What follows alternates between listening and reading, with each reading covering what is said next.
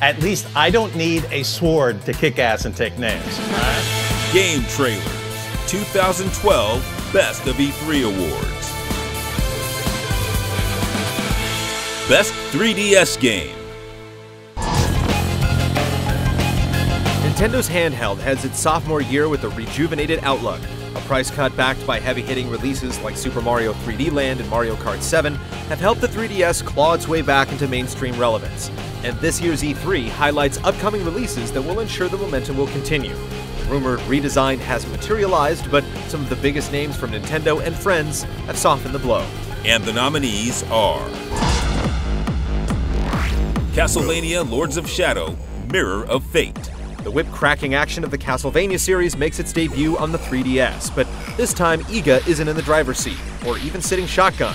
Mirror of Fate transcribes the Lords of Shadow experience into a portable mashup that blends side-scrolling elements reminiscent of the older 2D installments with a modern 3D look.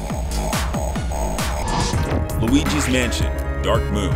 Luigi's been living in the shadow of his big brother Mario for quite some time, but Nintendo's ready to give him a second chance at the leading role in the sequel to the GameCube launch game. The new adventure delivers more puzzles than before, makes great use of the handheld's 3D capabilities, and you'll get to visit multiple mansions this time around, hopefully elongating what was once a far too brief experience. New Super Mario Bros. 2. One of the best-selling games of all time is getting a sequel, and if the sound of collecting the series' trademark currency trips your trigger, then prepare for sensory overload. The side-scrolling platformer certainly gives off a sense of déjà vu at first, but this iteration is all about the gold. Lots of gold. It's a mad rush for every last gold coin as you take to the skies in the familiar raccoon suit and turn everything in your path to gobs of glorious coins with a new golden fire flower. Paper Mario, Sticker Star. Mario is certainly pulling some overtime this year by starring in several games on both the 3DS and the upcoming Wii U. Sticker Star is the latest installment in the Paper Mario series, and this time around Mario needs to peel off stickers he finds and then utilize them in battle.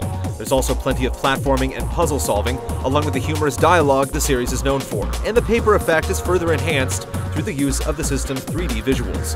This RPG is anything but flat. THEATRHYTHM, Final Fantasy.